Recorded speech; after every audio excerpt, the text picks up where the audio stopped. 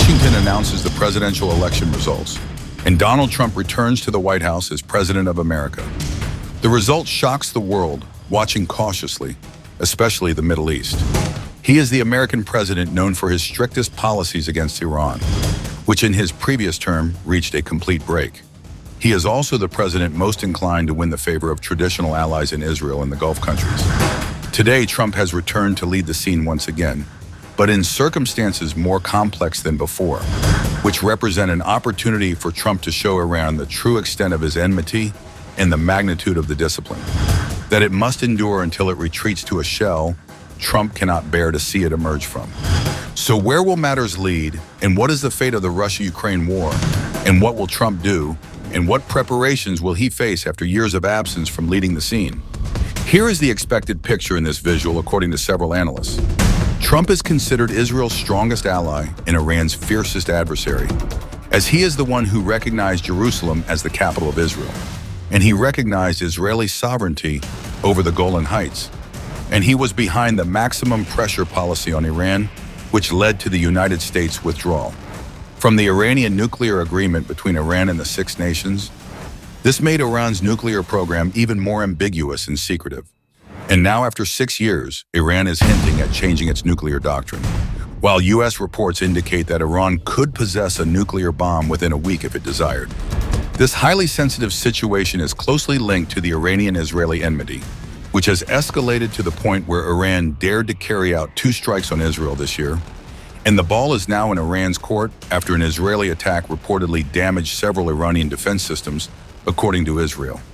Iran, which is threatening and promising an operation called the True Promise 3, claims it will be larger than previous ones, and that it will carry it out with its regional partners among the factions it supports, especially the Iraqi factions, which, as revealed by recent satellite images, have been supplied by Iran with various weapons, including ballistic missiles.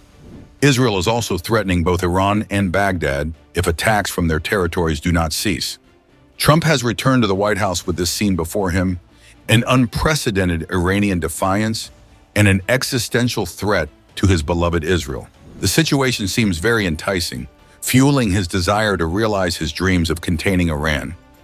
And Israel is ready to implement actions that Joe Biden had previously restrained, preventing them from taking the form of a decisive operation that could break Iran's back in a single blow. Adding to his encouragement is the deployment of the THAAD system in Israel to protect it from Iranian missiles, which hit their targets in Operation the True Promise 2 and the arrival of several massive B-52 strategic bombers in the Middle East. Thus, from the attacker's side, the U.S. and Israel are ready to execute the operation, requiring only the decision and command to proceed. However, on the other hand, Iran today is not what it was years ago, as it now possesses Russian air defenses and has developed its own air defense systems, and it has loyal factions in Iraq and Yemen capable of supporting it and entering the fight alongside it. These capabilities make it impossible to exhaust Iran or remove it from the circle of powers that threaten Israel's security with a single blow. It's something that cannot be achieved. The nuclear threat from Iran must also be considered, both in terms of the possibility of it acquiring nuclear weapons by either producing them on its own soil or obtaining them from Russia, and the potential targeting of Israeli nuclear facilities by Iran's hypersonic ballistic missiles, which Israel's air defenses may not be able to handle with enough capability to prevent some of them from reaching their targets. Thus, Trump will need to consider a plan that covers a prolonged period, providing scenarios for every possible response, each of which will certainly require at least a few months, avoiding any exposure to the possibility of nuclear weapons entering the conflict. This is the opportunity Moscow has been eagerly awaiting to retaliate for what it has faced in its war against Ukraine due to NATO support, as the opportunity arises in the form of the Middle Eastern conflict.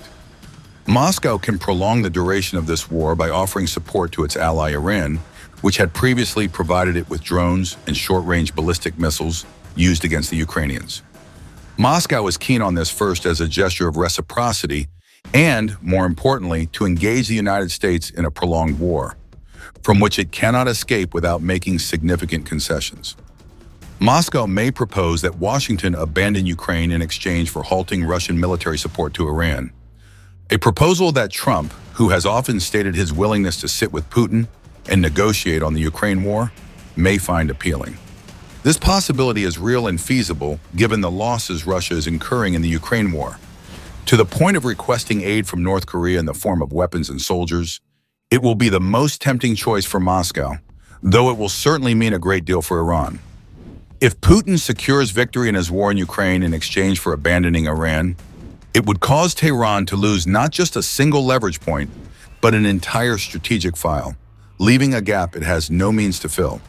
This would leave Iran with very difficult choices, perhaps pushing it toward a reckless decision, aiming at mutual destruction for all, and it may preempt all American measures intended to gradually weaken its influence, launching a massive attack with all the power at its disposal, activating all loyal factions whose survival depends on a strong Iran capable of continuously supporting them. Among these factions, the most significant are the Iraqi factions, which receive ongoing Iranian support and whose drones and missiles face numerous American targets, primarily consisting of military bases in Iraqi and Syrian territories.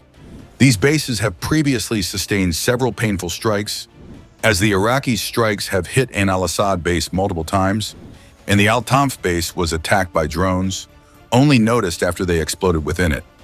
In addition, there are Israeli targets that continuously come under attack by Iraqi drones. So how would the American and Israeli response be to such attacks if they occurred?